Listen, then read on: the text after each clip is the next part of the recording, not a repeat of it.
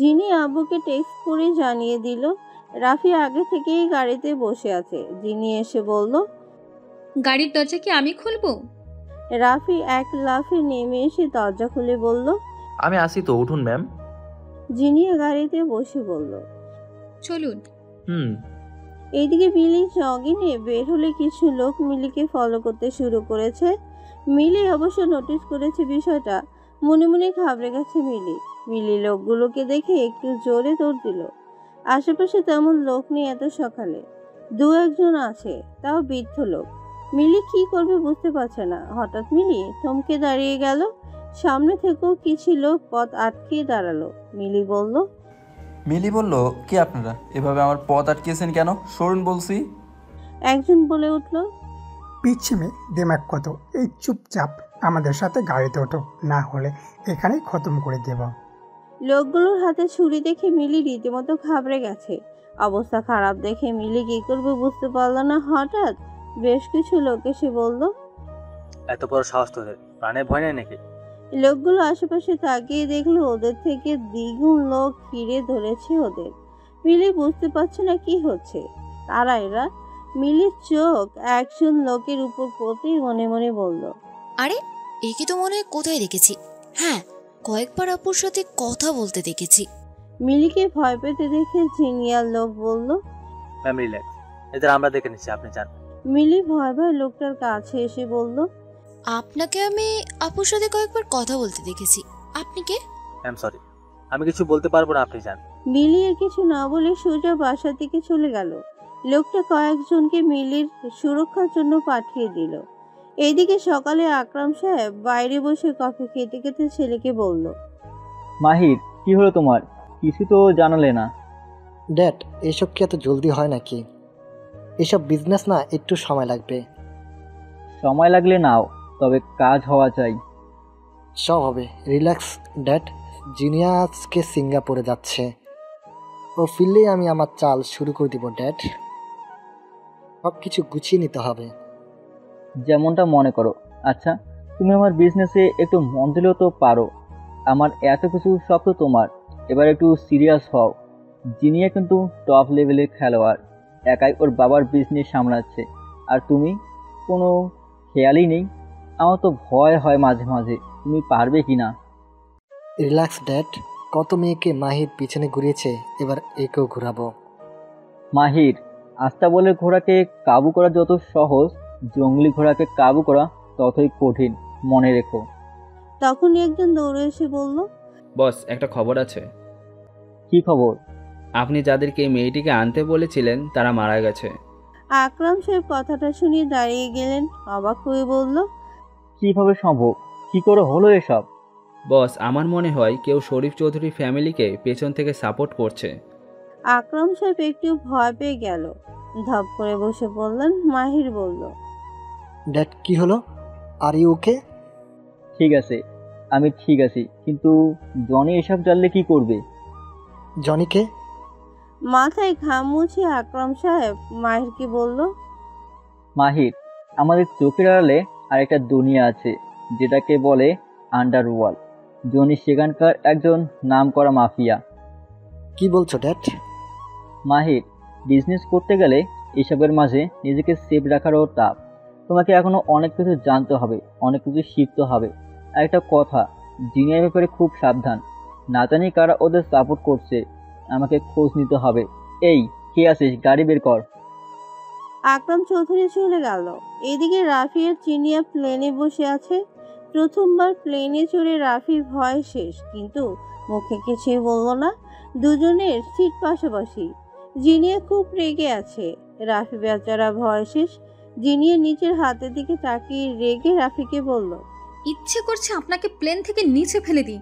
আমার হাতের 12টা বাজিয়ে দিয়েছেন। এভাবে কেউ ধরে? গাধা একটা। রাফি ভয় ভয় বলল, সরি ম্যাম, আসলে প্রথমবার তো, আর আমার প্লেনে ভয় করে।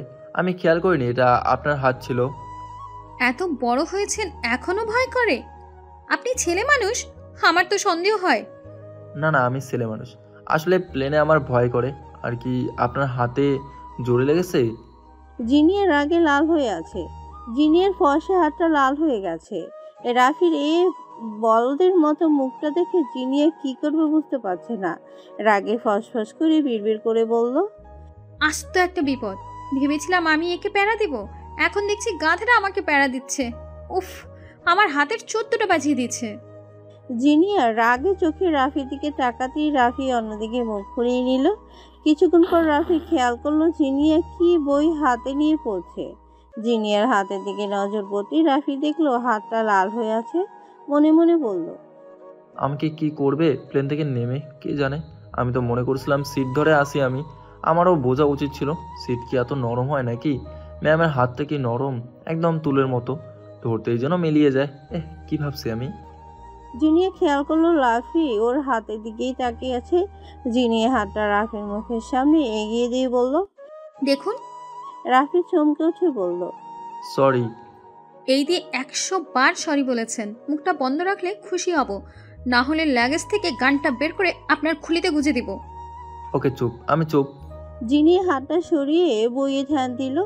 2 ঘন্টা পর অবশেষে প্লেন পৌঁছে গেল। নেমে আসতেই 3টা কালো গাড়ি এসে হাজির। জিনিয়াদের লাগেজগুলো গাড়িতে উঠিয়ে জিনিয়াদের নিয়ে চলে গেল গাড়ি।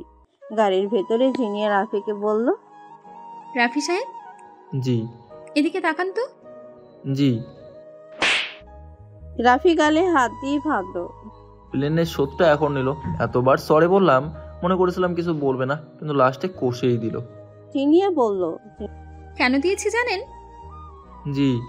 কি বলুন তো? প্লেনে আপনার হাতে। না, তার জন্য না। তাহলে? জিনিয়া রেগে বলল, আমি গাড়িতে ওঠার পর আপনি অন্য গাড়িতে কেন যাচ্ছিলেন? ও, আমি মনে করলাম অন্য গাড়িতে যাই। আপনার পাশে বসার সাহস কি করে হয়, তাই মনে করলাম। থাপ্পড় আর একটা খাবেন? আপনি আমার বিয়ে, আমার পাশে আপনি না বসে কি কুকুর বেড়ার বসবে? জিনিয়ার রাগ দেখে রাবি অন্য গালে হাত দিয়ে বসলো। জিনিয়া এটা দেখে অবাক হয়ে তাকিয়ে আছে। ছেলেটা আসলেই এমন, এত বলদ। কাজের বেলায় তো বেশ ভালো, কিন্তু হাব ভাব এমন বলদ বলদ কেন? আমার তো একে দেখে হাসতে হাসতে মরে যেতে ইচ্ছে করছে। উফ, কার পাল্লায় পড়লাম আমি। অবশেষে জিনিয়া আর রাফি পৌঁছে গেল। গাড়ি থেকে নামতেই শরীফ চৌধুরী মেয়েকে ওয়েলকাম জানালেন। জিনিয়া আব্বুকে দেখে দৌড়ে এসে জড়িয়ে ধরলেন। শরীফ সাহেব বলল, আরে আরে হয়েছে, আমি তো সেদিন আসলাম। আব্বু, তুমি বাসায় যাবা কবে? এখানে একা থাকতে ভালো লাগে নাকি? আরে বাবা, বিজনেস কি এত সহজ কাজ নাকি? তাছাড়া আর সপ্তাহে খানিক পরেই চলে আসবো। রাফি থেকে নজর পড়তেই শরীফ সাহেব জিনিয়াকে আস্তে করে বলল, কিরে মা, বয়ফ্রেন্ড নাকি? কে? কার বয়ফ্রেন্ড? ওই যে। রাফি থেকে তাকে জিনিয়া রেগে বলল, ওইটা আর বলো না। আমার কেন, কোনো মেয়ের বয়ফ্রেন্ড হতে পারবে কিনা কে জানে, গাধা একটা। ও আমার বিয়ে, ওর নাম রাফি। পিত্র, এত হ্যান্ডসাম পিত্র কই পেলি? আব্বু, তুমিও না, চলো তো ভেতরে। হ্যাঁ, আয় আয়। রাফি লাগেজগুলো নিয়ে ভেতরে চলে আসলো। একটা লোক রাফিকে নিয়ে একটা রুমে চলে গেল। বলল, sir, it's your room, if you need anything please call me. Okay. Sharif Saheb জিনিয়াকে বলল, যা ফ্রেশ হয়ে নে, তারপর কথা হবে। আচ্ছা ঠিক আছে। জিনিয়া রুমে এসে ফোনটা বিছানায় ছুঁড়ে ফেললো। লাকেজ থেকে জামা নিতে যাবে অমনি জিনিয়া দেখলো লাকেজ নেই। লাকেজ খুঁজে না পেয়ে জিনিয়া বলল, কোথায় রাখলো লাগেজটা? একটা কাজ ঠিক মতো করতে পারে না। কাকে যে রেখেছি আমার বিয়ে বানিয়ে। আমার তো মাঝে মাঝে মনে হয় আমি ওর বিয়ে। দাঁড়া, দেখাচ্ছি মজা। এদিকে রাফি রুমটা দেখে তো অবাক। কি আলিশান রুম! হাতের উপর বসতেই যেন 2 হাত দেবে গেছে। কি নরম বিছানা! এই বিছানায় ঘুমালে তো 3-4 দিনের আগে ঘুম ভাঙবে না। যাই ফ্রিজে একটা ঘুম দেই। রাফি একটানে জামাটা খুলে ফেললো। পাশে লাগেজ থেকে নিজের জামা বের করে খাটের উপর রাখতেই চোখ পড়লো পাশের লাগেজে। মনে মনে বলল, এই রে, এটা তো ম্যামের রুমে দেওয়ার কথা মনে নেই। আমি নিয়ে চলে এসেছি, জলদি দিয়ে আসতে হবে, নাহলে কি করবে কে জানে। এমনিতে থাপ্পড়ে চড়ে আমার গাল দুটো আহত।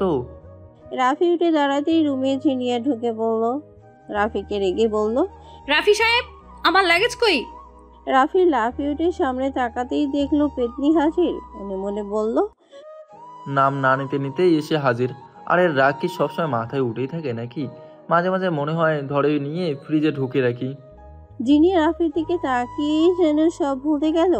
অবাক হয়ে তাকিয়ে আছে। জিনিয়া মনে মনে বলল, ওয়াও, হোয়াট এ বডি! জিমটিম করে নাকি? জিনিয়া অনুভব করলো আবারও কালকের মতো ফিল হচ্ছে। আবারও মনের ভেতর এলোমেলো হচ্ছে। নিজের চোখ সরিয়ে জিনিয়া বলল, কি হচ্ছে এসব? রাফি বুঝতে না পেরে বলল। কোন সব ম্যাম? জিনিয়া মনে মনে বলল, গাধা একটা, আমার সামনে খালি গায়ে আছে তারপরেও বুঝতে পারছে না। এদিকে আমার মনের ভেতর এমন করছে কেন? এমন তো কখনো হয় না আমার। জিনিয়া নার্ভাস হয়ে বলল, এভাবে খালি গায়ে কি করছেন? জামা কাপড় আনেননি নাকি? রাফি নিজেকে খেয়াল করে লজ্জে দু হাত দিয়ে নিজের ঢাকার ব্যর্থ চেষ্টা করে চলেছে। জিনিয়া নিজের লাগেজটা নিয়ে রুম থেকে জলদি বের হয়ে গেল। রাফি যেন হাঁপ ছেড়ে বাঁচল। মনে মনে বলল, এমন সময় ম্যাম আসবে আমি কি জানতাম নাকি? আর আমিও না, ম্যামের লাগেজটা আগে থেকে দিয়ে আসলেই ভালো হতো। একদম মনে ছিল না আমার। জিনিয়া নিজের রুমে এসে বিছানায় বসে হাত দিয়ে নিজের মুখ ধরে বলল। মুখটা কেমন গরম গরম লাগছে। জিনিয়া আয়নার সামনে এসে দেখলো ফর্সা মুখটা একদম টমেটোর মতো লাল হয়ে গেছে। জিনিয়া চমকে গেল।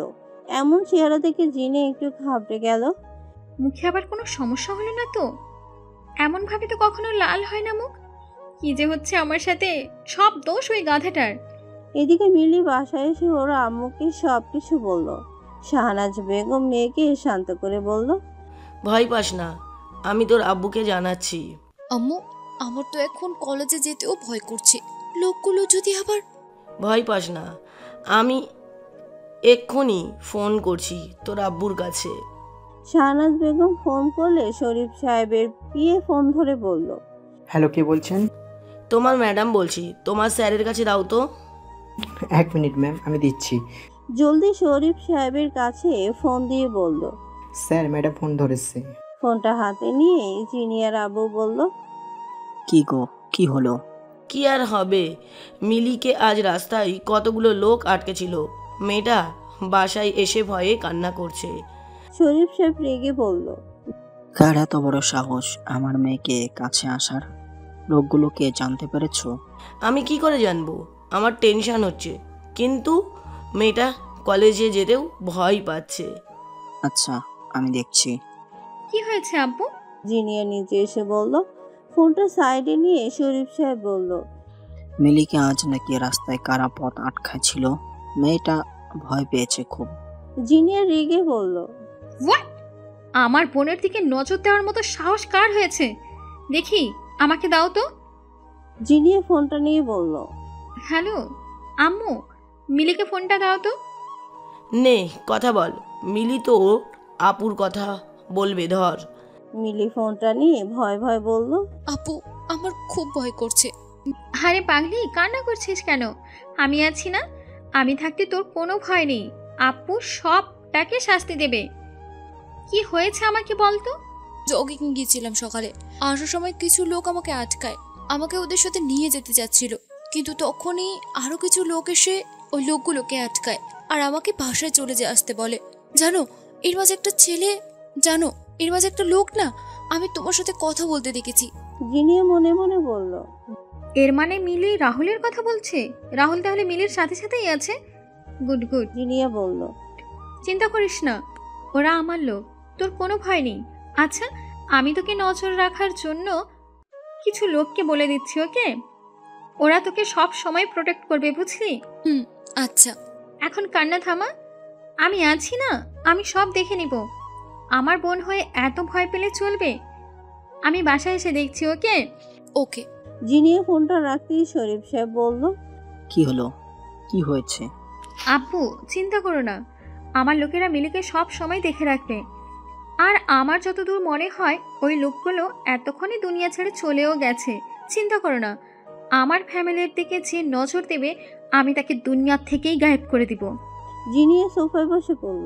পাশে দাঁড়িয়ে থাকা শরীফ সাহেবের পিয়ে মনে মনে বলল, বসের মেয়ে দেখছি বসের চাই তো টেন্ডারিস জেন্ডার, বাঘের ঘরে বাঘিনী হয়েছে।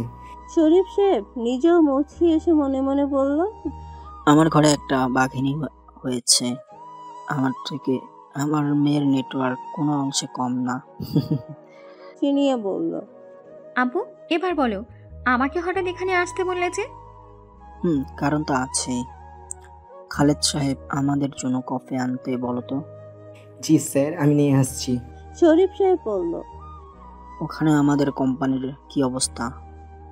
আব্বু আমার মনে হয় আমার কিছু বলা লাগবে না, তুমি সবটাই জানো। তারপরেও তোর মুখ থেকে শুনলে ভালো লাগবে, বুঝতে পারবো ভালো করে। ওকে, বলতে পারো। ওদিকে সব ঠিকঠাক আছে। যে প্রজেক্টটা নিয়ে আমরা কাজ করছিলাম, সেই প্রজেক্টের দ্বিতীয় চালানের যে টেন্ডার, সেটাও আমরা পেয়ে গেছি, কাজও শুরু হয়ে গেছে। Good good. আমার মনে হয় এখন আমাকে সব কিছুই তোমার উপর ছেড়ে দেওয়া উচিত, কি বলো? আব্বু আমার এখনো অনেক কিছু শেখা বাকি।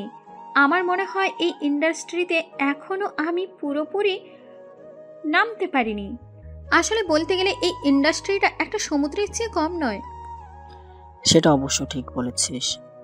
এখানে নতুন নতুন অনেক কিছুই হঠাৎ করে আমাদের সামনে প্রকাশ পায়, যেটা আমাদেরকে বুঝিয়ে দেয় আমার এই ইন্ডাস্ট্রিতে কত ছোট। তো এখানকার কি অবস্থা? সেই জন্য তো তোকে ডাকলাম। ফাইলগুলো এনেছিস? হ্যাঁ এনেছি, ফাইলগুলো রাফির কাছে আছে। দাঁড়াও আমি রাখছি। খালেদ কফি নিয়ে আসলে শরীফ সাহেব বলল। তুই বস। খালেদ, রাফিকে ডেকে দাও তো। ওকে। খালেদ উপরে চলে গেলে শরীফ সাহেব বলল। ছেলেটা কেমন? কে? তোর পিয়ে। ও রাফি, হ্যাঁ কাজে ট্যালেন্টেড আছে, পারফরমেন্সও ভালো। শোন মা, একটা কথা বলি। আমাদের জন্য বিজনেসের ক্ষেত্রে আমরা কিন্তু সবার উপর বিশ্বাস করে চলতে পারি না, কারণ আমাদের কখন কে ধোঁকা দিয়ে সেটা বোঝা অনেক মুশকিল। কিন্তু এমন একজনকে আমাদের নির্বাচন করতে হয় যার উপরে আমরা বিশ্বাস করতে পারি। বুঝতে পারছো তো আমি কি বলতে চাচ্ছি? হ্যাঁ বুঝতে পারছি। আমার মনে হয় এমন একজনকে তোমার খোঁজা উচিত। আচ্ছা আমি দেখে নিব। গুড। রাফি খালেদ সাহেবের সাথে নিচে আসতেই রফিক সাহেবকে সালাম দিল। শরীফ সাহেব বলল, এসো এসো, ফাইলগুলো দেখি। রাফি ফাইলগুলো ওনাকে দিয়ে জিনিয়ার পেছনে দাঁড়িয়ে গেল।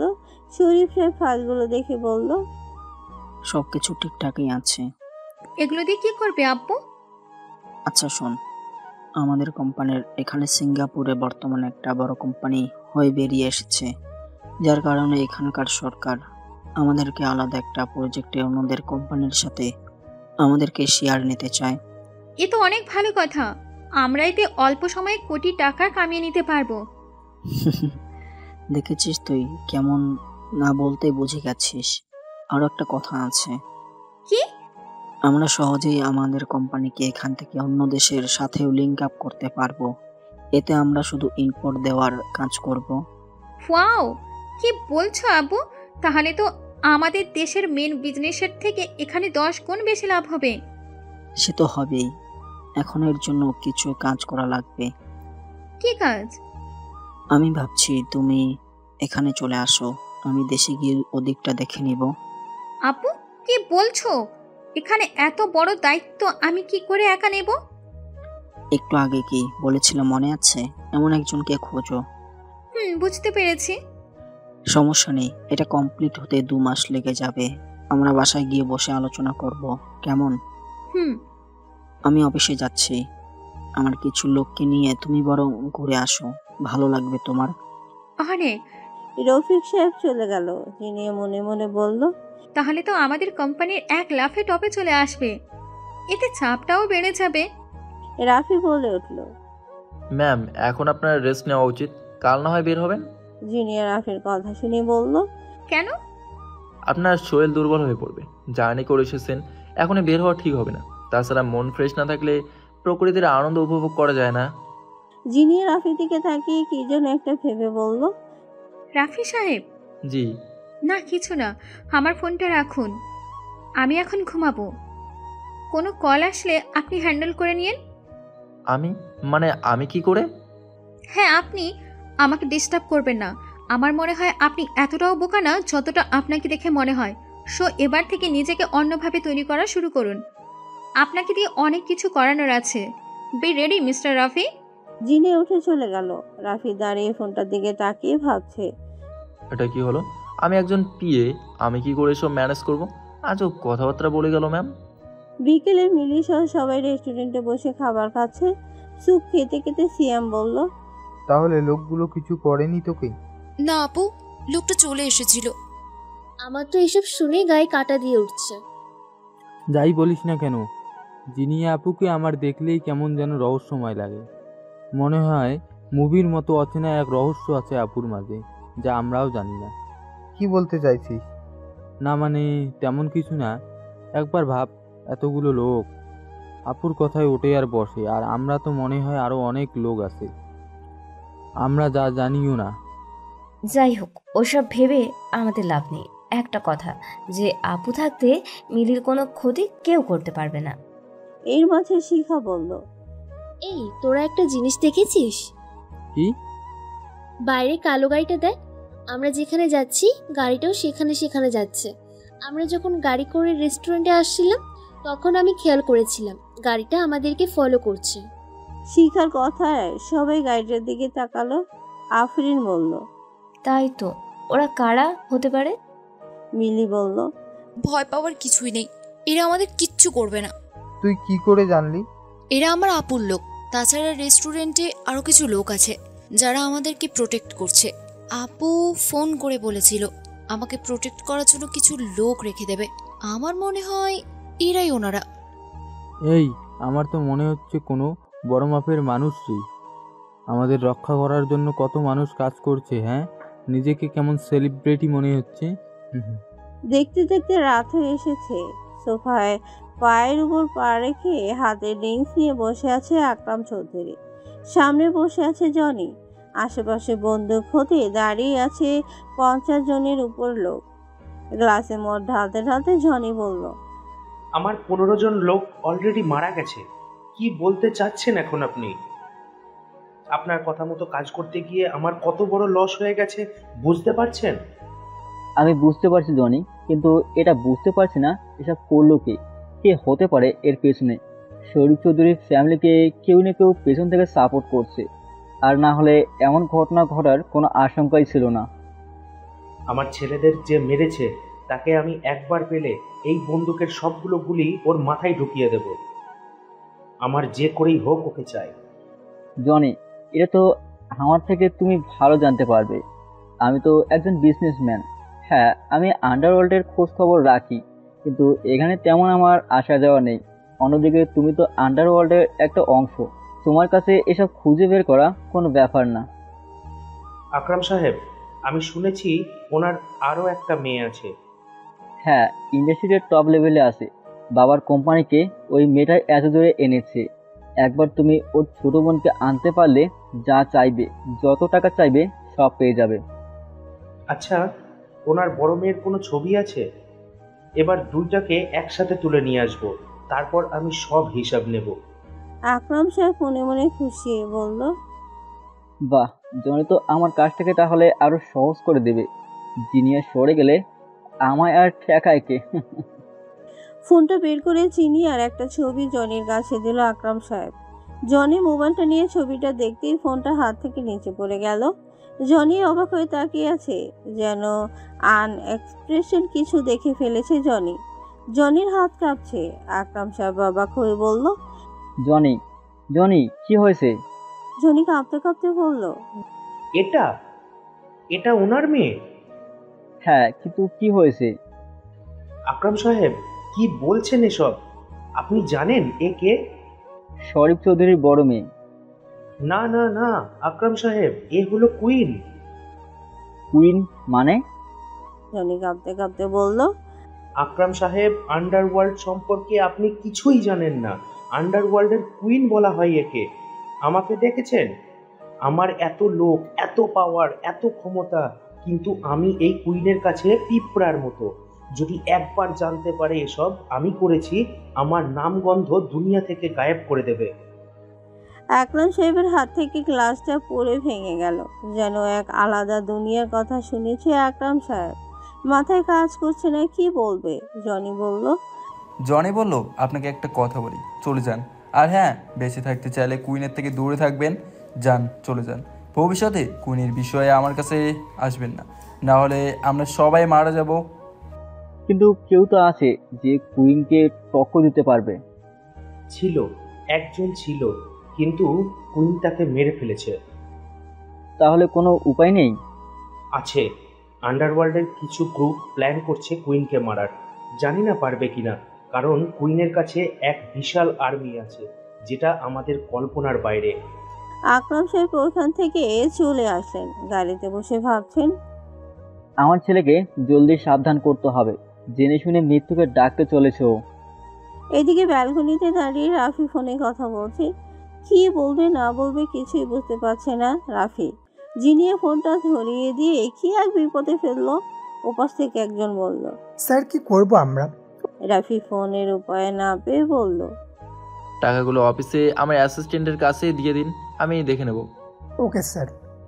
ওকে, অফিসে চলে যান, আমি বলে দিচ্ছি। ওকে। রাফি ফোন কেটে নিতুকে কল দিল। নিতু কল ধরে বলল, জি স্যার বলুন।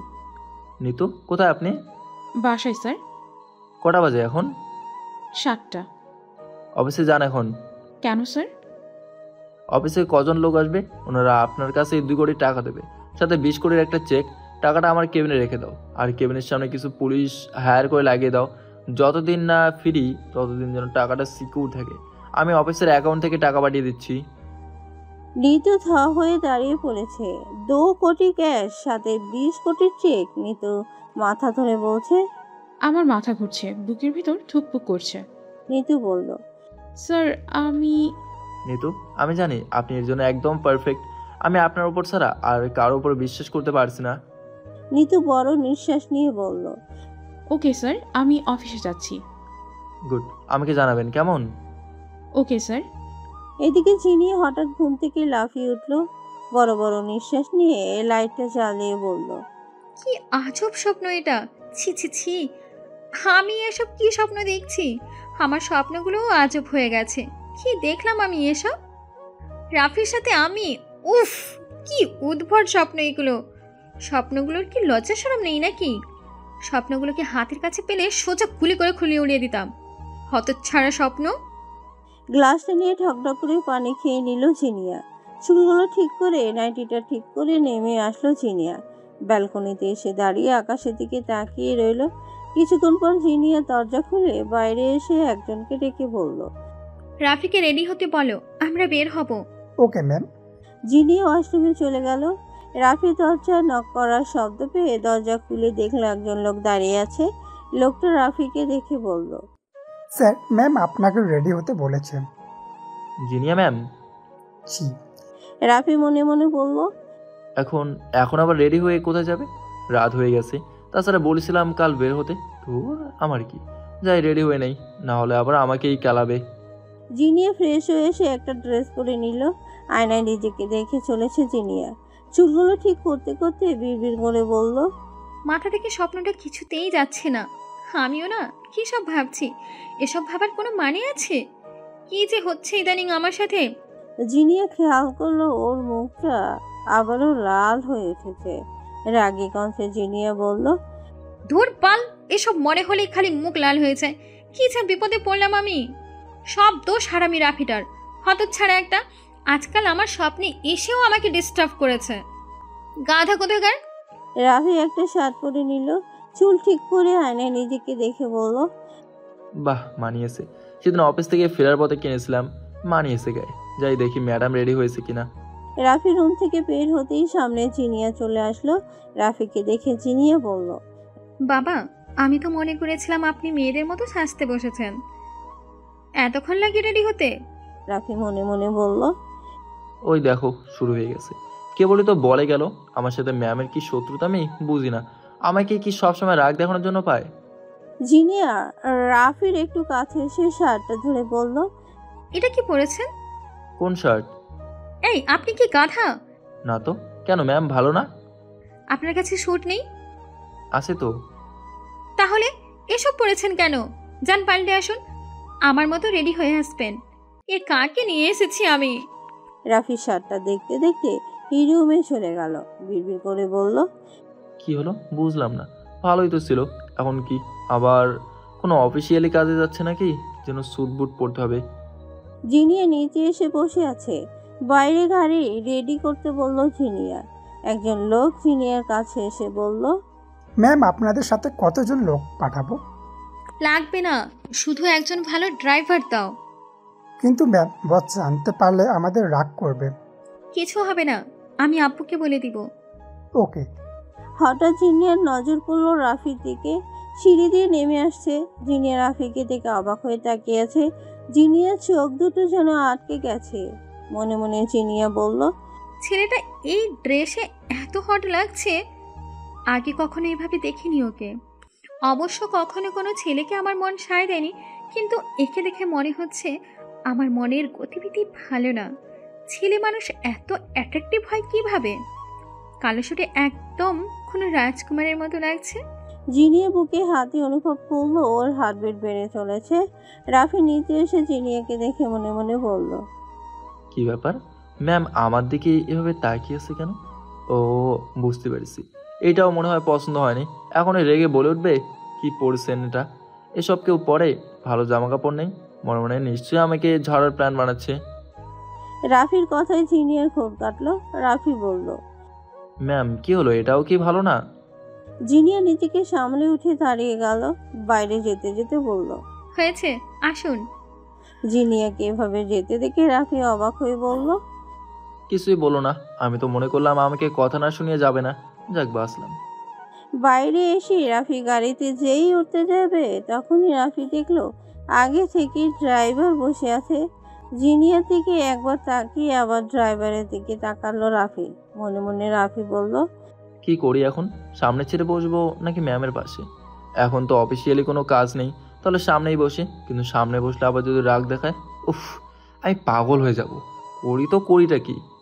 রাফিকে দাঁড়িয়ে থাকতে দেখে জিনিয়া রেগে বলল, রাফি সাহেব, কি হলো? গাধার মতো দাঁড়িয়ে আছেন কেন? রাফি মনে মনে বলল, ম্যাম আমি সত্যিই মনে হয় গাধা হয়ে গেছি। কি হলো? না না ম্যাম, কিছু না। রাফি কিছু না ভেবে জিনিয়ার পাশেই বসে পড়ল।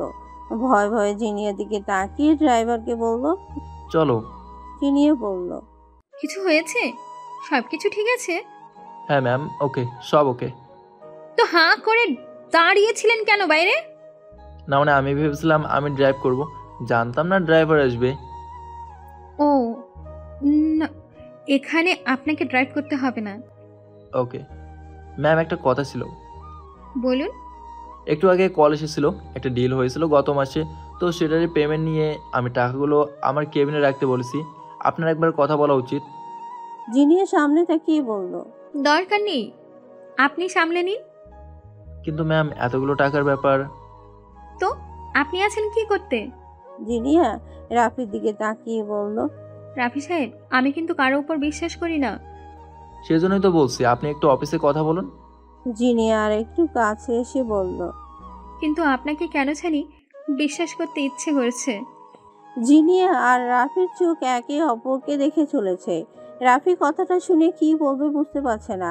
হতভম্বের মতো তাকিয়ে আছে রাফি। অবশ্য রাফি জিনিয়াকে এত কাছ থেকে কখনো দেখেনি। আজ এই অবস্থায় জিনিয়ার এই মায়াভরা চেহারা রাফির চোখের সামনে বিদ্যমান। রাফি মনে মনে বলল, ম্যাম চুলে কিনেছে, এত সুন্দর ঘ্রাণ আসছে, তাছাড়া এই বড় বড় চোখ দুটোই কি অসম্ভব মায়া। ম্যাম কথা বললে ছোট্ট একটা ডিম্পল পড়ে গেলে, যেটাতে ম্যামকে আরও সুন্দর লাগে। উফ, এই সৌন্দর্য বলে প্রকাশ করা অসম্ভব। হায়, আমি তো ম্যামের প্রেমে পড়ে যাব।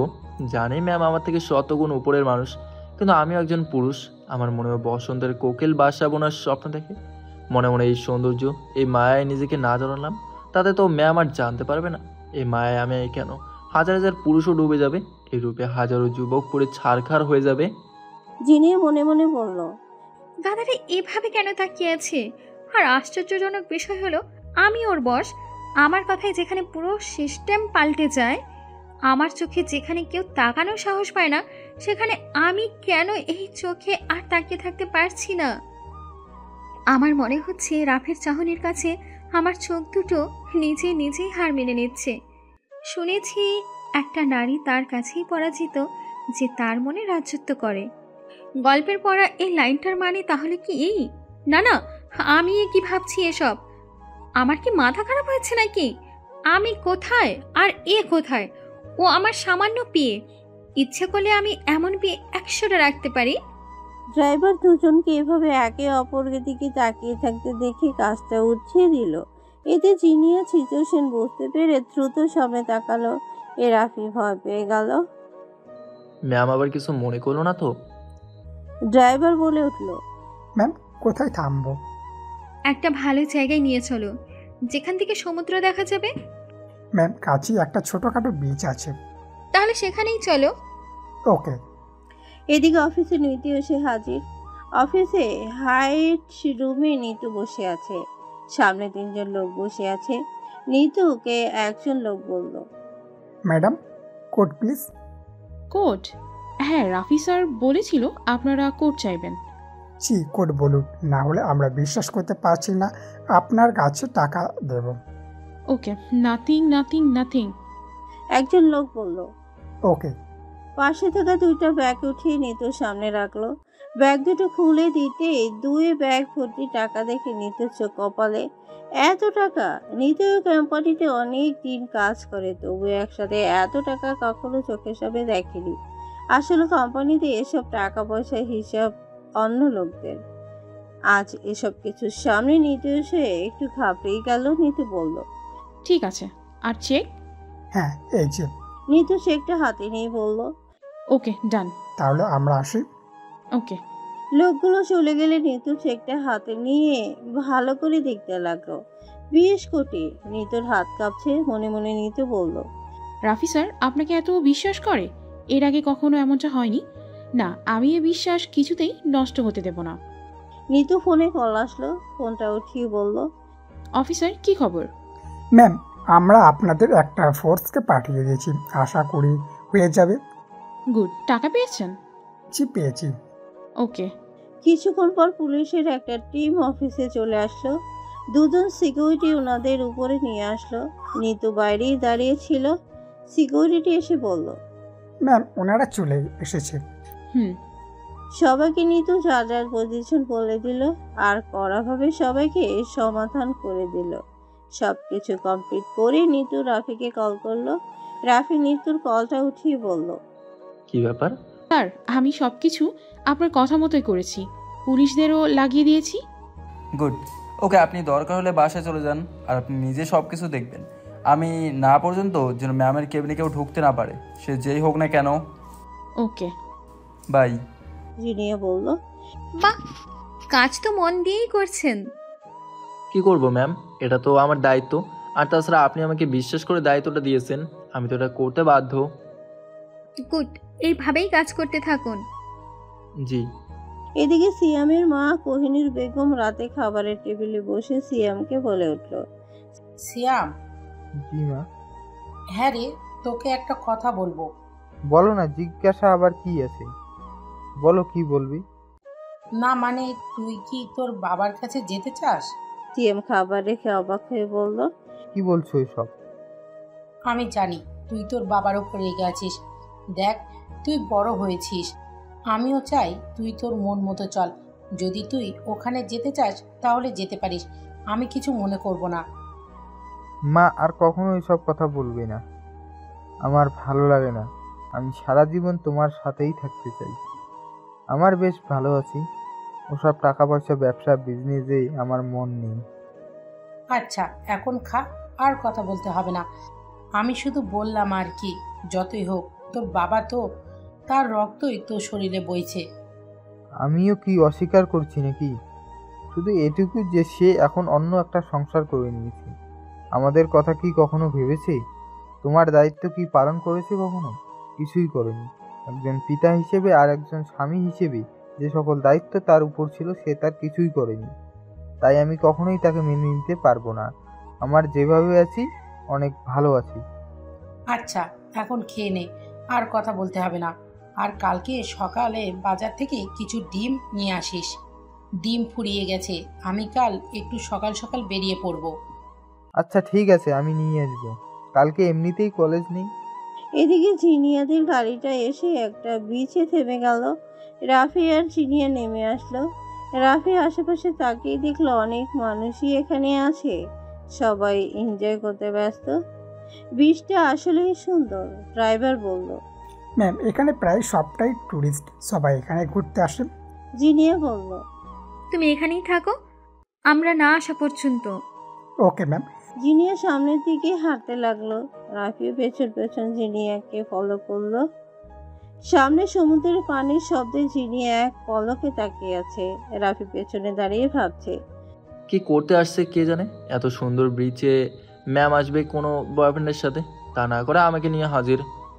জিনিয়া দুহাত মেলে চোখ বন্ধ করে নিল, যেন প্রকৃতির সাথে মিশে যাচ্ছে জিনিয়া। পায়ের জুতো খুলে জিনিয়া অল্প পানিতে পা ডুবিয়ে হেঁটে চলেছে, কিন্তু রাফি জিনিয়ার জুতাটা হাতে নিয়ে পেছনে পেছনে হেঁটে চলেছে। জিনিয়া একটু পর বলে উঠল, রাফি সাহেব। জি ম্যাম। কেমন লাগছে আমার? জিনিয়া রেগে বলল, না, এখানে তো ভূত আছে, আমি ভূতকে জিজ্ঞাসা করেছি। সরি ম্যাম, না ভালো, খুব ভালো লাগছে সত্যি, বীজটা অনেক সুন্দর। আমার কাছেও ভালো লেগেছে, শুনেছি এখানকার সি ফুড নাকি হেপ্পি টেস্টি। চলুন ট্রাই করি। চলুন। জিনিয়া পানি থেকে উঠে আসতে হঠাৎ পা ধরে চেঁচিয়ে উঠল। রাফি দ্রুত এসে জিনিয়াকে বলল, ম্যাম কি হয়েছে, আপনি ঠিক আছেন? মনে হয় পায়ে কিছু ঢুকেছে। রাফি জিনিয়ার পাটা ধরে দেখলো কাচের টুকরো, রক্ত বের হচ্ছে। রাফি বলল, ম্যাম পায়ে তো কাজ ঢুকেছে, এখনই ব্যান্ডেজ করতে হবে, রক্ত বের হচ্ছে। তো বসে আছেন কেন, কিছু করুন। হ্যাঁ, গাড়িতে মেডিসিন থাকতে পারে, আমি নিয়ে আসি। রাফি সাহেব, আপনার মাথায় কি কিছুই নেই? আমি দাঁড়িয়ে থাকতে পারছি না, আর আপনি এখন গাড়ির কাছে যাবেন? রাফি মাথা চুলকিয়ে বলল, তাহলে কি করব? আমি কি করে জানবো, জলদি কিছু করুন। হ্যাঁ, আমি আর দাঁড়িয়ে থাকতে পারছি না। রাফি বেচারা বেজায় ফেসে গেল, মনে মনে বলল, কি মুশকিল, কি করি এখন? এখানে মহানে দাঁড়িয়ে থাকতে পারবেন না, ওদিকে আমি গাড়ির কাছে যেতে পারবো না, বলি করবো তো করবোটা কি? এমন প্যারা সহ্য করা যায়? রাফি রেগে বলল, কি হলো, চুপ করে বসে আছেন কেন? ভাবছি। কি ভাবছেন? না কিছু না ম্যাম, একটাই উপায় আছে। কি? কতদিন আগে রাগ করবেন না আর আমাকে কিছু করবেন না। ওকে ঠিক আছে, যা করার তাড়াতাড়ি করুন। সত্যি তো? বললাম তো সত্যি। তাহলে কিন্তু আমি রিস্কটা নিচ্ছি, আপনি কিন্তু পরে আমাকে কিছু বলবেন না, কথা দিয়েছেন কিন্তু। আরে বাবা, হ্যাঁ হ্যাঁ হ্যাঁ। রাফি কিছুটা ভয় পেয়ে আচমকা জিনিয়াকে কোলে তুলে নিল। জিনিয়া অবাক হয়ে তাকিয়ে আছে রাফির দিকে। মনে মনে জিনিয়া বলল, তাহলে এর জন্য আমাকে এসব কথা বললো? আমাকে একেবারে কোলে তুলে নিয়েছে। আজ পর্যন্ত আমাকে কোলে তো দূরের কথা, আমার কাছে আসার সাহস কেউ পেল না, আর আজকে আমারই বিয়ে আমাকে কোলে তুলে নিয়েছে। এমন আচমকা কাজে জিনিয়া রাগ করবে নাকি অনেক কিছু বুঝতে পারছে না। এর মাঝে রাফি বলে উঠল, আমার কোনো দোষ নেই, আমি আগেই বলেছিলাম ম্যাম, আমি কিন্তু এসব আপনার ভালোর জন্যই করতে বাধ্য হয়েছি।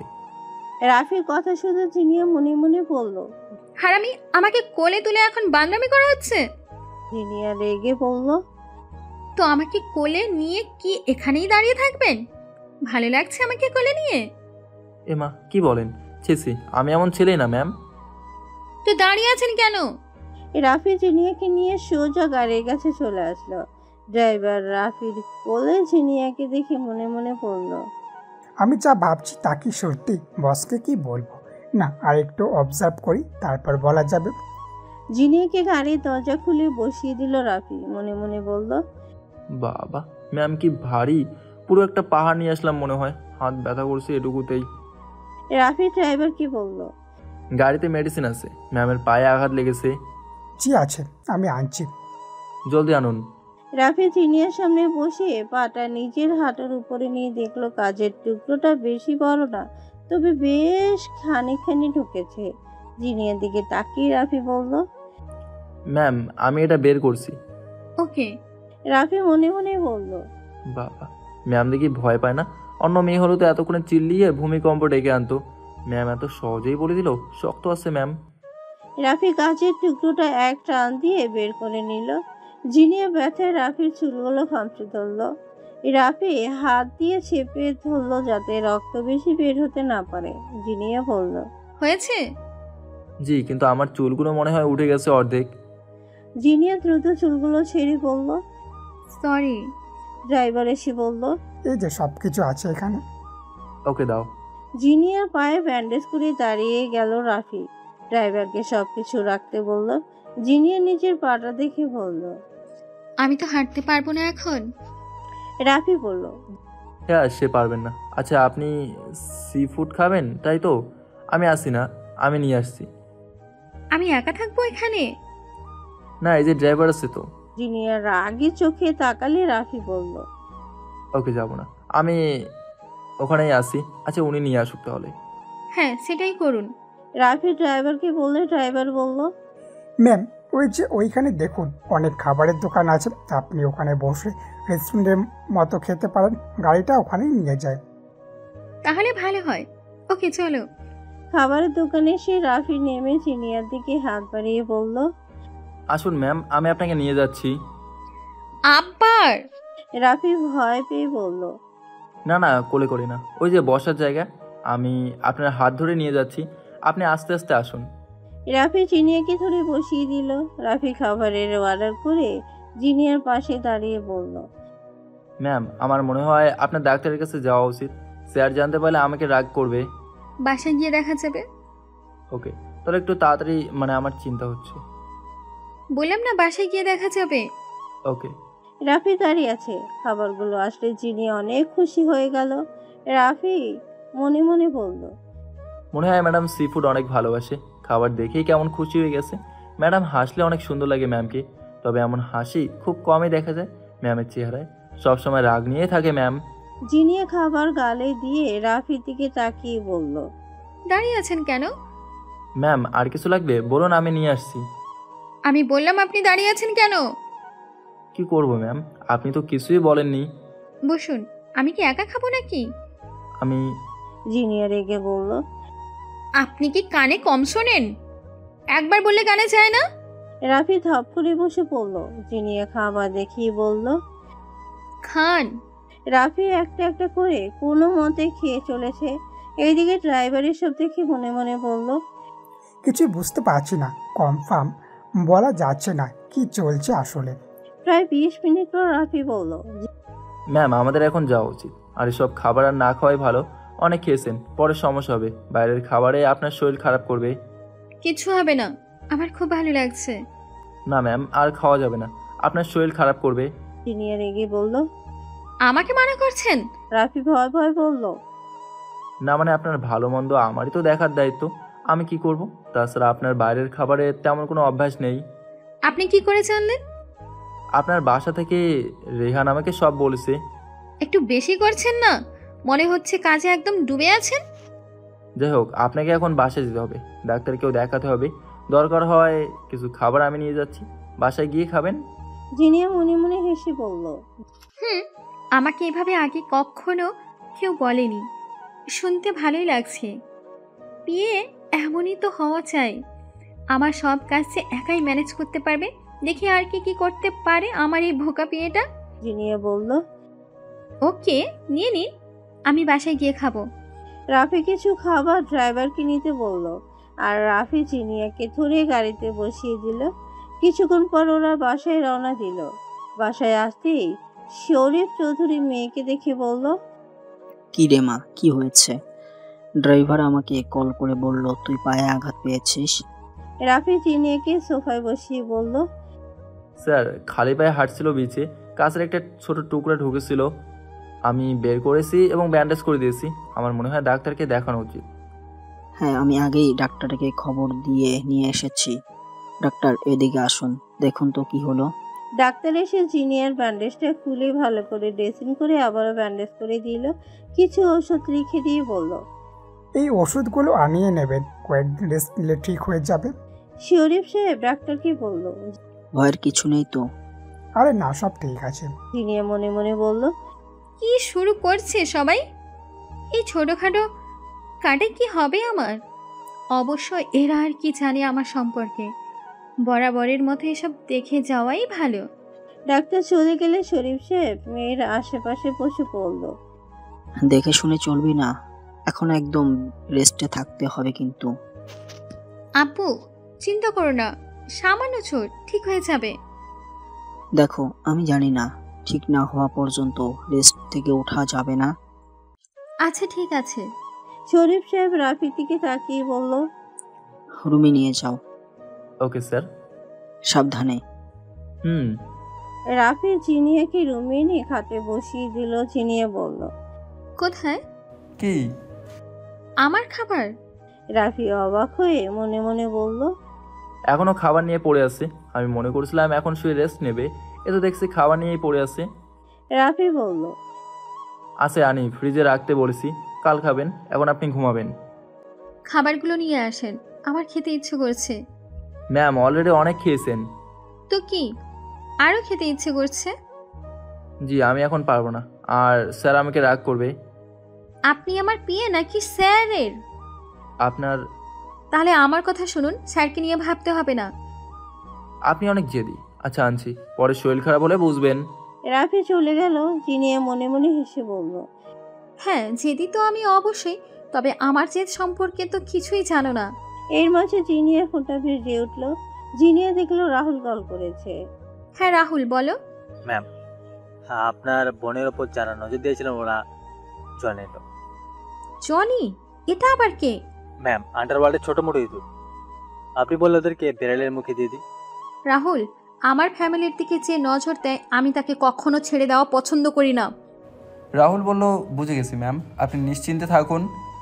ম্যাম আরেকটা কথা, ডার্ক গ্রুপের লিডার আপনার সাথে মিটিং করতে চায়। ওই বুড়োটা? ইন্টারেস্টিং। ওকে বলো আগামী সপ্তাহে দেখা হচ্ছে। রাফি খাবারগুলো নিয়ে এসে বলল, ম্যাম আপনি হাসছিলেন যে, সব ঠিক আছে তো? জিনিয়া মনে মনে বলল, সবকিছু শুনে ফেললে নাকি? রাফির দিকে তাকিয়ে জিনিয়া বলল, কি বলছেন এসব? আমি হাসতে পারি না। না তা বলছি না, মানে এভাবে হাসতে দেখিনি কখনো। আপনাকে বলে হাসতে হবে নাকি? আমি সে কথা বলিনি ম্যাম। তো কি বলেছেন? রাফি মনে মনে বলল, কি জন্য যে বলতে গেলাম, খামোকা রাগ শুনলাম। খাবারগুলো সামনে দিয়ে রাফি বলল, সরি ম্যাম, আমার ভুল হয়ে গেছে, আপনি খেয়ে নিন। জিনিয়া বলল, এতটুকু? হ্যাঁ বাকিটুকু পরে খাবেন। জিনিয়া কিছু বলতে গিয়েও আর বলতে পারলো না। খাবারটা খেতে খেতে জিনিয়া বলল, আপনি এখন যেতে পারেন। আপনি খাবার শেষ করুন, তারপর আমি যাব। বললাম না যেতে পারেন। রাফি কিছু না বলে চলে গেল। পরদিন সকালে রাফি ঘুম থেকে উঠে গেল সকাল সকাল। উঠে ফ্রেশ হতে চলে গেল। এদিকে আকরাম সাহেব কফি খেতে খেতে বলল, বসির, মাহিকে ডাকো। ছোট সাহেব তো ঘুমাচ্ছে। বললাম না ডাকো। বসির দ্রুত চলে গেল। একটু পর মাহির হাই তুলতে তুলতে এসে চেয়ারে বসে বলল, ড্যাড এত সকালে কেন ডাকলে? আকরাম সাহেব কফিটা রেখে বলল, মাহির, তুমি জিনিয়ার পেছন ছেড়ে দাও, ভুলে যাও সব। মাহির অবাক হয়ে বলল, ড্যাড কি হয়েছে? ড্যাড কি হয়েছে তোমার? এখন এসব বলছে কেন? মাহির, যা বলছি তাই করো। জিনিয়ার কাছ থেকে 100 হাত দূরে থাকবে। কাল রাতেই আমি তোমাকে কথাগুলো বলতে চেয়েছিলাম, কিন্তু তুমি লেট করে বাসায় ফিরেছো। কিন্তু ড্যাড হঠাৎ কি হলো?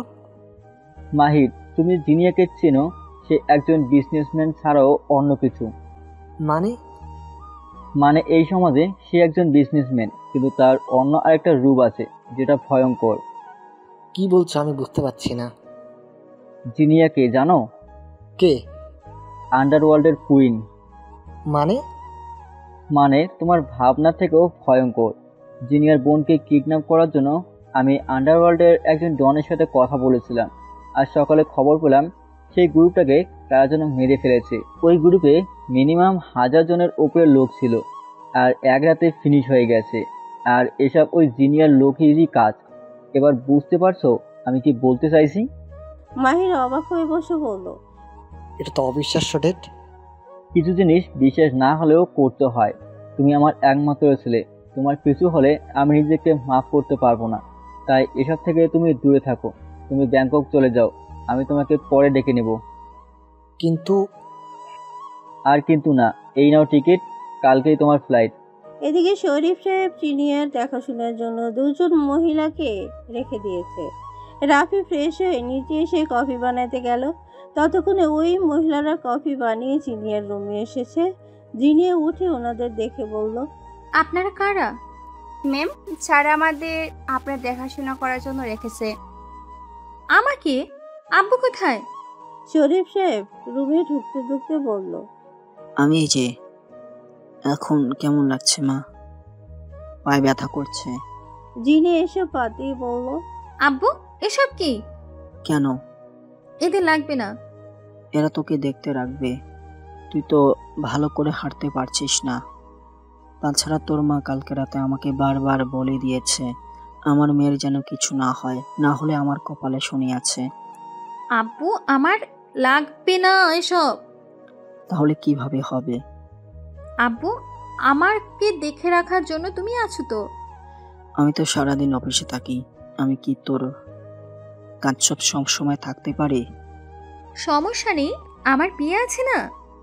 বিয়ে মানে রাফি? হ্যাঁ, ওসব দেখে নেবে। মানে সিম্পল, আমার বিয়ে আমার সব কাজ দেখে নেবে। শরীফ সাহেব কিছু বলতে যাবে তখনই রুমে রাফি হাতে কফি নিয়ে ঢুকলো। রাফি বলল, ম্যাম উঠে পড়ুন, কফি নিয়ে চলে এসেছি। কফিটা নিয়ে ভেতরে আসতে সবাই অবাক দেখে। রাফি অবাক হয়ে গেল। সবাইকে কফি আনতে দেখে জিনিয়া বলল, এই তো রাফি সাহেব চলে এসেছে, কফিও নিয়ে এসেছে। আব্বু তুমি এদের নিয়ে যাও, তাছাড়া আমি বাইরের কাউকে এতটা বিশ্বাস করিও না। শরীফ সাহেব মাথা নাড়িয়ে বলল, ওকে, তুই যেমন চাস তেমনই কর। আমি এদের নিয়ে যাচ্ছি, কিন্তু তুই নিজের খেয়াল রাখবি। রাফির দিকে তাকিয়ে শরীফ সাহেব বলল, রাফি। জি স্যার। আমার মেয়ের যেন কোনো কিছুর সমস্যা না হয়, না হলে কিন্তু আমি তোমাকে সমস্যা বানিয়ে দেব। রাফি ঘাবড়ে গিয়ে বলল, আপনি কিছু টেনশন করবেন না, আমি আসি তো। ম্যামের সব কিছু আমি নিজেই দেখে নেব। গুড, আমি বের হচ্ছি। ওকে। ওনারা চলে গেল। রাফি জিনিয়াকে কফিটা দিয়ে বলল, ম্যাম একটা কথা ছিল। জিনিয়া কফিটা খেতে খেতে বলল, কি কথা? না মানে আপনার দেখাশোনার জন্য ওনাদের রাখলে ভালো হতো। কেন? আপনি আছেন কি করতে? না মানে। কিসের মানে? মানে আমি তো ছেলে মানুষ, ওনারা থাকলে আপনার ভালো করে কেয়ার করতে পারতো। জিনিয়া চোখ ছোট ছোট করে বলল, রাফি সাহেব আপনি একটু বেশি বলছেন। সরি ম্যাম, আসলে আমার মনে হলো তাই বললাম। নিজের মনকে সামলান, এত ভাবতে হবে না। জি। আমি বাইরে গার্ডেনে যাব, আমাকে নিয়ে চলুন। এখন? তো কখন? নিয়ে চলুন আমাকে। আচ্ছা আমার হাতটা ধরুন, আমি আপনাকে নিয়ে যাচ্ছি। রুমের বাইরে এসে রাফি বলল, ম্যাম এখন কেমন ফিল হচ্ছে? মানে পায়ে কি ব্যথা আছে? হ্যাঁ এখনো আছে, তবে কাল থেকে একটু বেটার মনে হচ্ছে। সিঁড়ি দিয়ে নামার সময় রাফি বলল, আস্তে আস্তে ম্যাম, দেখে নামুন। আমি কি বাচ্চা নাকি? আমাকে এত বলতে হবে না। রাফি মনে মনে বলল, বাচ্চাদের মতোই তো সবসময় চেতে থাকে। একটু নামতেই হঠাৎ করে জিনিয়া পা সামলাতে না পেরে পড়ে যেতে লাগলে রাফি জিনিয়াকে ধরে ফেলল। জিনিয়া সিঁড়ির দিকে তাকিয়ে বলল, এটুকুর জন্য বেঁচে গেছি। রাফি বলল, দেখলেন, আমি বলেছিলাম দেখে পা ফেলতে, আমি না হলে তো এখন আরেকটা পা যেত। জিনিয়া রাফির কথায় কান না দিয়ে নিজের কোমরের দিকে তাকিয়ে আছে। রাফি বলল, ম্যাম আপনি ঠিক আছেন তো? চলতে পারবেন? জিনিয়া চোখ উঠিয়ে রাগের সুরে বলল, আপনার হাতটা একটু বেশি চলে মনে হচ্ছে। হাত কেন ম্যাম? বলি হাতটা কোথায়? কোথায় আবার? রাফি হাতটা সরিয়ে ভ্যাবাচাকা খেয়ে বলল, সরি ম্যাম, আমার কোনো দোষ নেই। আমি তো আপনাকে বাঁচানোর জন্য সত্যি আমি। চুপ! আপনি না যতটা নেকার সাজেন ততটা না। আমার সাথে ফ্ল্যাট করছেন? রাফি ভয় পেয়ে মনে মনে বলল, আচ্ছা জ্বালা তো, আমি কি ইচ্ছে করে ওখানে হাত দিয়েছি নাকি? আমি তো পড়ে যাওয়ায় হাত থেকে বাঁচানোর জন্য ধরেছি। আমার কি দোষ? কেন যে আমি এই কোম্পানিতে চাকরি করতে এসেছিলাম। জিনিয়া রেগে বলল, হনুমানের মতো তাকিয়েছেন কেন? আমাকে এখন নিয়ে চলুন। একে তো উল্টাপাল্টা কাজ করবে, আবার এ ব্যাপার ন্যাকাও সাজবে। Sorry ma'am. পারেন তো ওই একই কথা বলতে। নিয়ে চলুন এখন। আচ্ছা আসুন, আসতে পারুন এবার, না হলে পরে আমাকে আবার ঝাড়ি শুনতে হবে। জিনিয়া থেমে রাফির দিকে তাকিয়ে বলল, কি বললেন? আমি ঝাড়ি মারি? রাফি মনে মনে বলল, ইস কি বলে ফেললাম, নিজের মুখটাও চুপ রাখতে পারে না। রাফি বলল, সরি। রাখুন আপনার সরি। আমাকে এ কথা বলার সাহস হয় কিভাবে? ম্যাম রেগে আমাকে ফায়ার করে দিন, আমি আপনার প্রিয় হওয়ার যোগ্য না। জিনিয়া মনে মনে বলল, ও, আমাকে রাগিয়ে জব থেকে বাঁচার ধান্দা? বাহ, কি বুদ্ধি আমার পিয়ের। চান্দু, এত জলদি কিসের? আমার হাত থেকে তোমার বলতে গেলে আর মুক্তি নেই। তোমাকে পার্মানেন্টলি সেভ করে ফেলেছি আমার পিয়ে হিসেবে। জিনিয়া রেগে বলল। থাপ্পড় কয়টা খাবেন? রাফি মুখে হাত দিয়ে বলল। থাক, আপনার আর কষ্ট করার দরকার নেই, তাছাড়া এখনো মুখে ব্যথা আছেই। তাহলে কথা না বলে আমাকে নিয়ে চলুন। আসুন ধীরে ধীরে। দূর পাল, আমি এভাবে যেতে পারবো না। তাহলে কিভাবে যাবেন? আমি কি করে বলবো? আপনি আমার পিয়ে, আপনি জানেন। কেমন পিয়ে যে এটুকুও পারবেন না? তাড়াতাড়ি কিভাবে যাব তার ব্যবস্থা করুন। জিনিয়ার এমন কথা শুনে রাফি মনে মনে বলল, কেউ আমার একটু মার আমাকে। কোথায় ফেসে গেছি আমি? এদিকে গেলেও আমার দোষ, ওদিকে গেলেও আমার দোষ। রাফিকে এভাবে তাকিয়ে থাকতে দেখে জিনিয়া বলল, আবার তাকিয়ে আছেন? কিছু করুন, এভাবে দাঁড়িয়ে থাকবো নাকি? রাফি মনে মনে বলল, না, থাপ্পড় খেতেই হবে, উপায় নেই। কোলে করে নেওয়া ছাড়ার উপায় নেই। কিন্তু ম্যাম এতে রেগে আবার আমাকে দোষ দেবে। দেখি, রেগে মেগে আমাকে চাকরি থেকে বের করে দিলে ভালোই হবে, বেঁচে যাবো আমি। রাফি আর কিছু না ভেবে জিনিয়াকে একটানে কোলে তুলে নিল। জিনিয়া মনে মনে বলল, আমি জানতাম গাধাটা এটাই করবে, সুযোগ পেলেই আমাকে কোলে তুলে নেওয়া। ভাবছি আমার কাছে আসতে যেখানে অন্যরা 10 বার ভাবে এত বড় বিজনেসম্যান আমি, তার চেয়ে বড় কথা আন্ডারওয়ার্ল্ড আমার নামে যেখানে কাঁপে, সেই আমাকে এই ছেলে এভাবে যখন তখন যা খুশি করে চলেছে। কিন্তু এতে আমার কেমন যেন রাগ হয় না। বিষয়টা একটু আশ্চর্যজনক। মানে আমিও কিছু বলতে পারি না, কেমন একটা অনুভূতি হয় মনে, আমাকে কেমন চুপ করে রাখে। রাফি জিনিয়াকে বাইরে গার্ডেনে এনে বসিয়ে দিল। জিনিয়া চুপ করে এখনো রাফিকে দেখে চলেছে। রাফি সামনে দাঁড়িয়ে মাথা নিচু করে বলল, জানি আমার এটা করা উচিত হয়নি, আপনাকে আর কষ্ট করে কিছু বলতে হবে না, নিন থাপ্পড়টা মেরেই দিন। জিনিয়া মনে মনে বলল, গাধা একটা, তবে এই ভীতু মুখটা দেখতে বেশ লাগে। জিনিয়া আস্তে করে বলল, আপনি তো দাঁড়িয়ে আছেন, মারবো কি করে? রাফি বসে পড়ল, মুখটা এগিয়ে দিয়ে বলল, নিন। আমার এখন মুড নেই, পরে দেখা যাবে। রাফি অবাক হয়ে মনে মনে বলল, থাপ্পড় মারার জন্য আবার মুড়ে দরকার হয় নাকি? এই মেয়েটা মনে হয় ভুল করে এই গ্রহে জন্ম নিয়েছে, এর তো অন্য কোনো গ্রহে জন্মে নেওয়া উচিত ছিল। রাফি উঠে বলল, আপনার কিছু লাগবে? না, আমার ল্যাপটপটা নিয়ে আসুন। ওকে। রাফি ভেতরে চলে গেল। এদিকে শাহানারা ফোন নিয়ে দৌড়ে শাহনাজ বেগমের কাছে এসে বলল, ম্যাডাম ফোন করেছে। কি রে? আপনার ভাই মনে হয়। কই দে তো।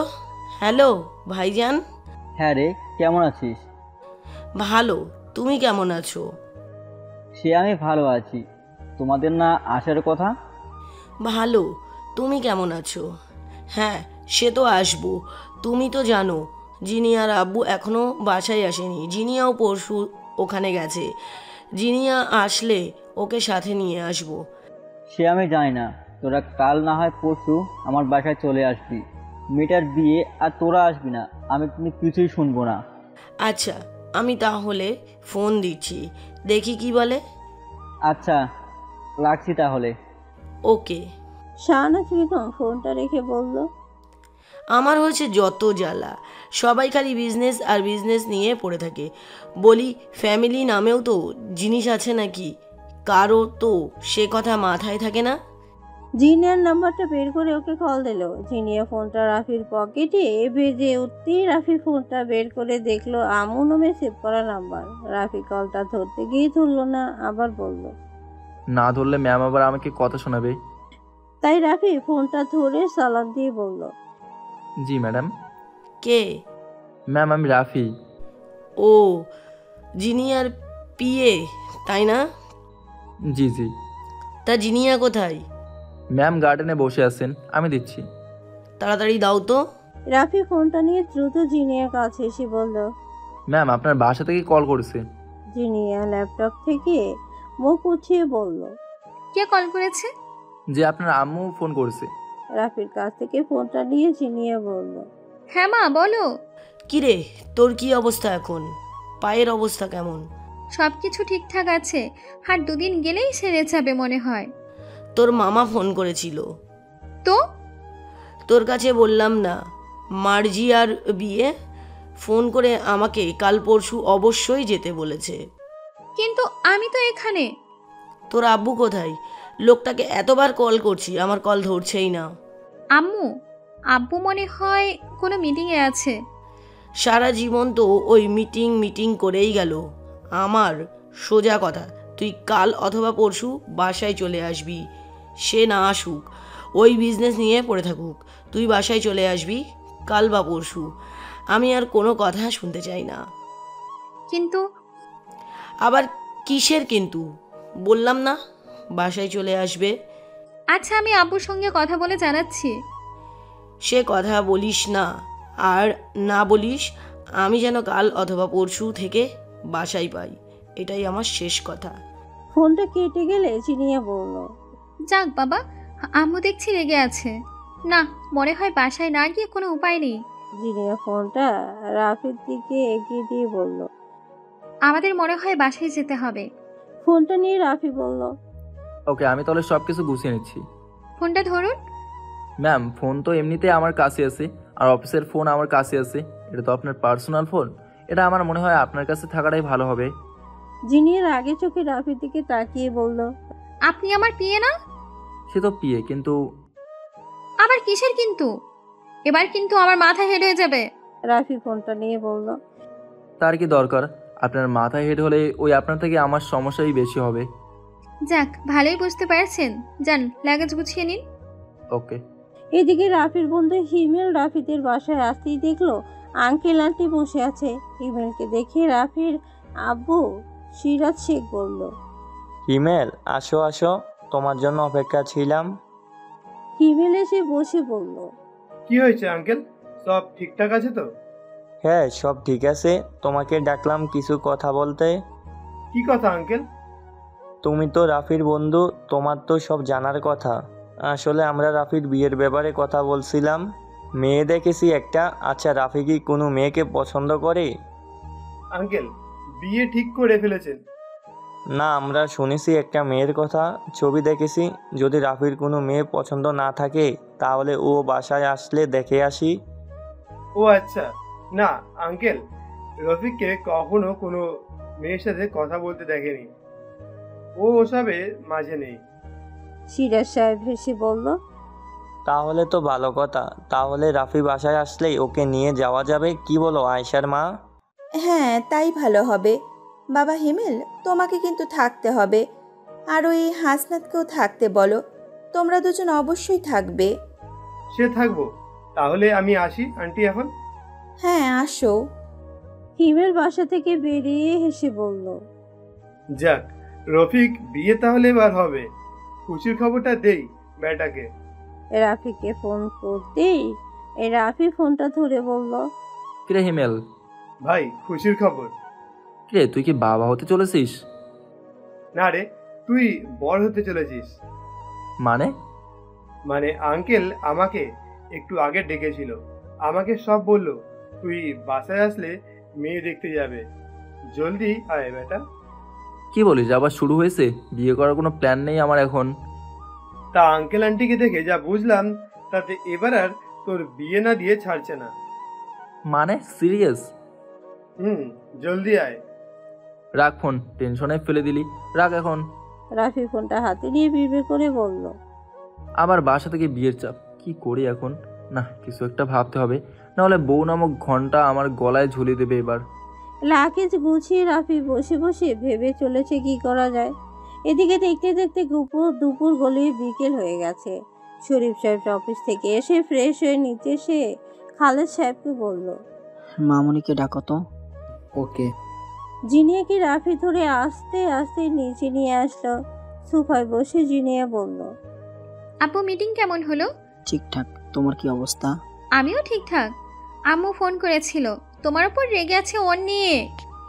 তাই নাকি? কি বললো?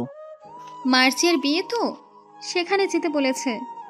ওহো, মনেই ছিল না। কিন্তু আমার তো এখন যাওয়া সম্ভব। একটা কাজ করো, তুমি চলে যাও।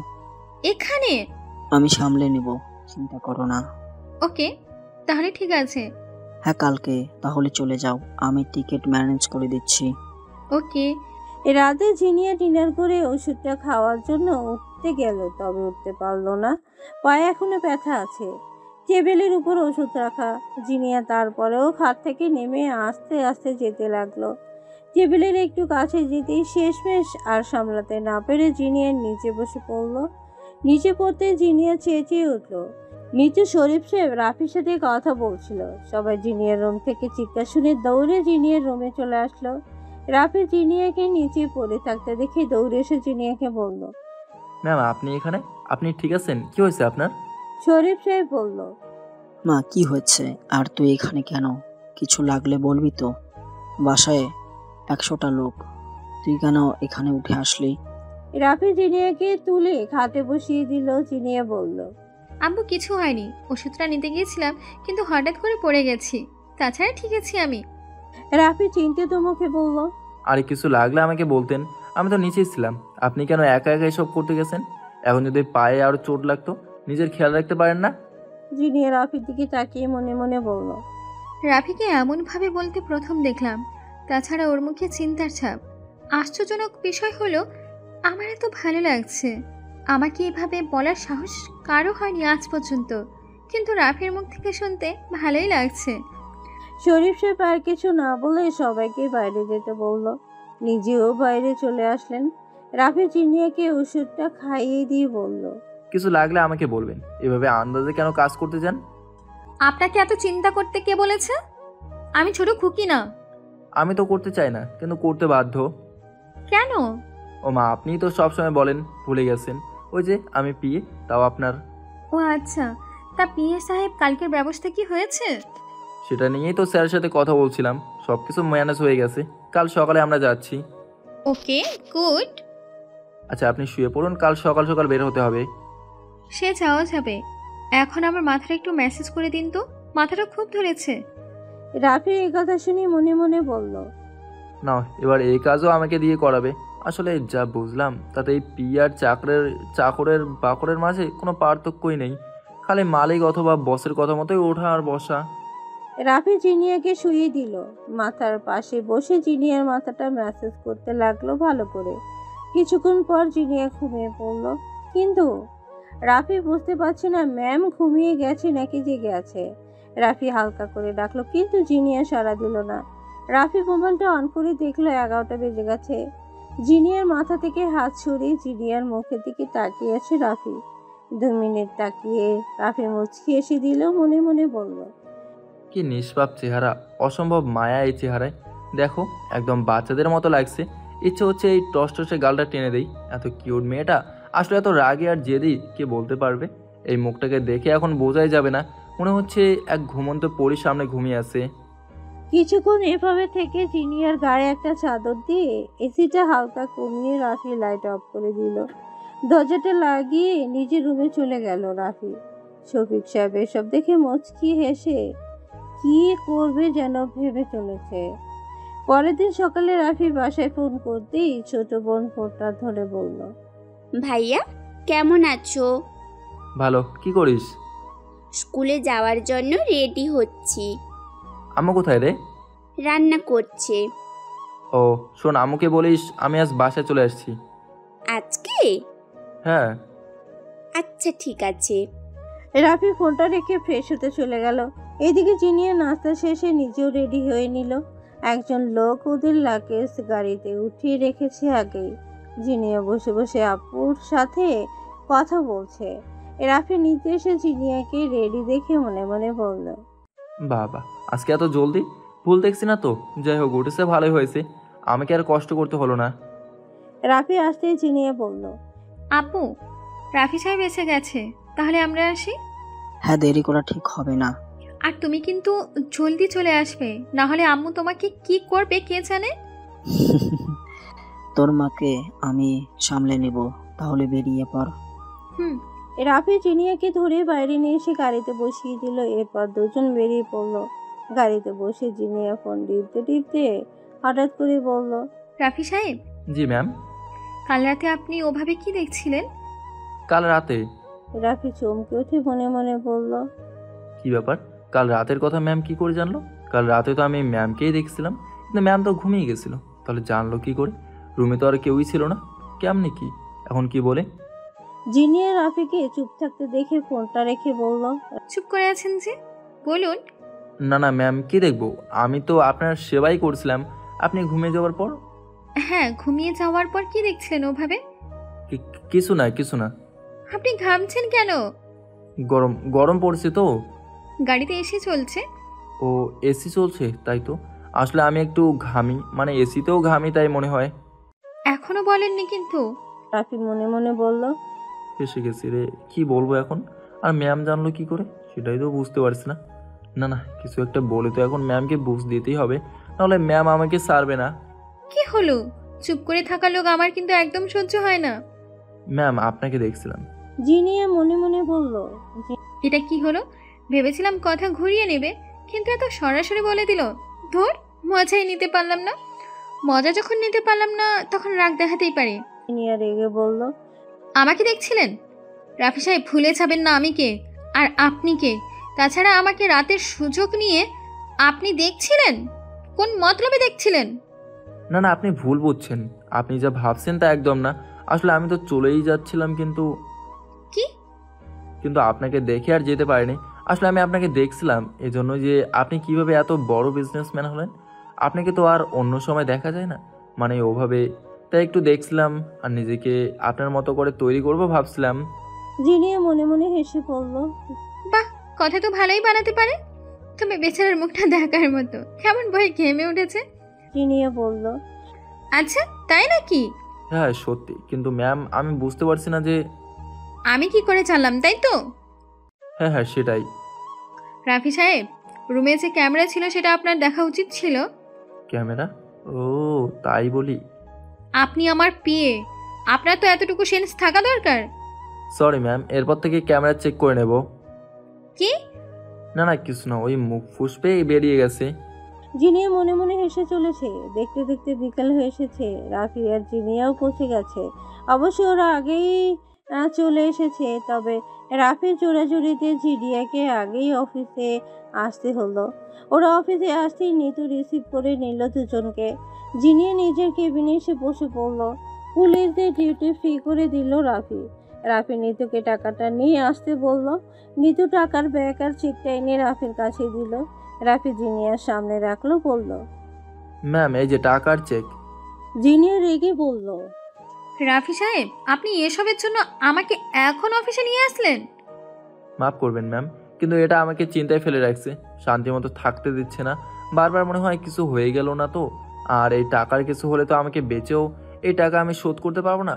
আপনার হাতে দিয়ে দিলাম, আমার দায়িত্ব কমপ্লিট। জিনিয়া রাফির দিকে তাকিয়ে গম্ভীর গলায় বলল, গাধা একটা। নিতু। জি ম্যাম। আপনি আমাদের অ্যাকাউন্ট হেড ম্যানেজারকে ডাকুন তো। ওকে। নিতু চলে গেল। জিনিয়া রাফিকে বলল, টেনশন তাই না? আপনাকে এবার এই টেনশনের গাড়িতেই চড়িয়ে দেব। মানে ম্যাম আমি বুঝলাম না। এবার বুঝবেন। নিতু ম্যানেজারকে নিয়ে চলে আসলেন। ম্যানেজার বললেন, ম্যাম ডেকেছেন? জি রৌফ সাহেব, রাফি সাহেব এখন থেকে অ্যাকাউন্টের পুরো A to Z নিজের দায়িত্বে দেখাশোনা করবেন। ম্যাম এটা কি ঠিক হবে? কেন? না মানে অ্যাকাউন্টারের বিষয় উনি কি করেন? সব উনিই বুঝে নেবেন। আপনারা এখন থেকে ফাইল রিপোর্ট রাফি সাহেবকে দেখাবেন, আর ওনার পারমিশন ছাড়া যেন কিছু না হয়। আর রাফি সাহেব, অ্যাকাউন্টের এদিক থেকে ওদিক হলে আমি আপনাকে টাকার মেশিনে ছাপিয়ে অ্যাকাউন্টে রেখে দিব।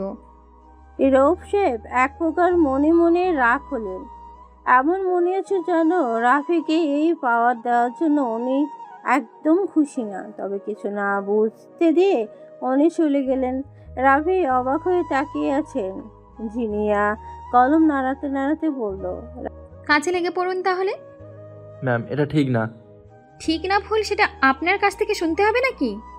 না মানে মানে শোনার অভ্যেস নেই আমার। ম্যাম আমি বাসায় যাব। রাফি মনে মনে রাগ করে বলল, মনে হচ্ছে সোজা এই পণের তালা থেকে টুস করে পরে মরে যাই। এত কিছু সামলাবো কি করে? মনে হচ্ছে এই অফিসটা আমার, সব কিছু আমার কাঁধে চাপিয়ে দিয়ে এদিকে ম্যাডাম যে কি পায়। আরে বাবা আমিও তো মানুষ, সেটা কি এই পাগলের মাথায় কি করে আসবে? জিনিয়া রেগে বলল, বাসায় যাব আমি। নিতু জিনিয়ার রাগ দেখে কেটে পড়ল। রাফি কিছু না বলে জিনিয়াকে ধরে নিয়ে আসলো। গাড়ি চালিয়ে সোজা জিনিয়ার বাসায় চলে আসলো রাফি। জিনিয়াকে রুমে দিয়ে রাফি সোজা বাসায় চলে আসলো।